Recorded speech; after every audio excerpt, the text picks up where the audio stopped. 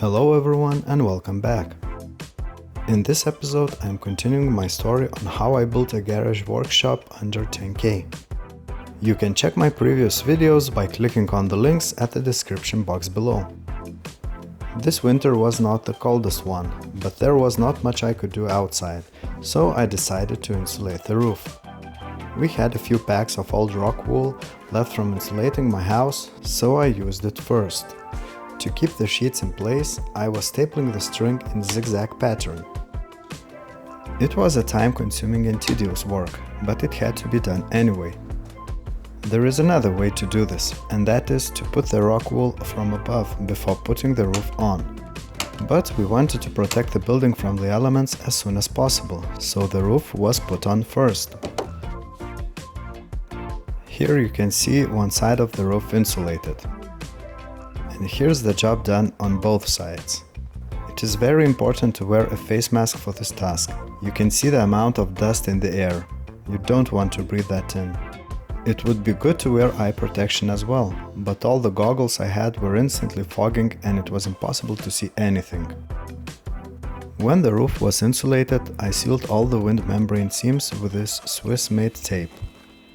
I got it from my friend who had laying it around from building his house. I also had a lot of this plastic packaging left from the rock wool, and to stay a bit more nature-friendly, I reused it as a vapor barrier for the roof. I must say, the building was looking quite magical on winter night. To cover the rest of the insulation with a vapor barrier, I bought this transparent polyethylene, which is 200 microns thick. Here is the job done, and the roof insulation was secured both from the outside and inside moisture.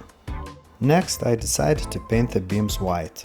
As you can probably tell, the gaps between the beams are big, and the beams are just 15 centimeters wide. This means that I am not planning to use them as a floor. They are just useful for keeping the building stiff and maybe for hanging the lights and garage door. This section between the front wall and the first beam will be used as a storage shelf later.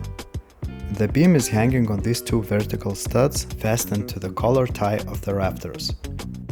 Some builders would say that you should not attach floor to the roof construction, but this is just a shelf and I am not planning to put heavy weight on it. So I continued painting and the beams look a bit better now. Later on I installed this outlet for garage door. I also started laying wires in the frame. At first I did not put all the wires into the plastic conduit, but later I decided to do that, just for good measure.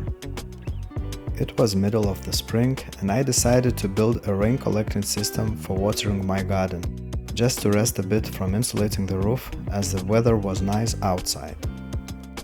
I reused this old square metal tank, which is about 400 liters.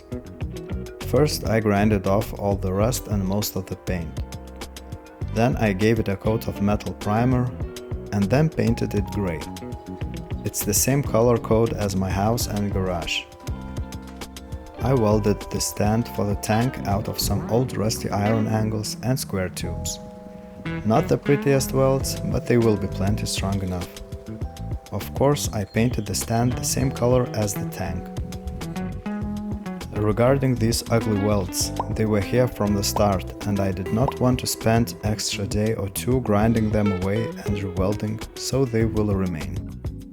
I had to put this tank close to the rain pipe, so I dug a trench, making sure it's level. I put some gravel in it and compacted it with this log. Then I put this geotextile to prevent weeds from growing in the gravel, added this plastic edging to separate gravel from soil, and put 4 old concrete tiles for the legs of the stand to sit on. And here's the final result. This attachment is quite clever.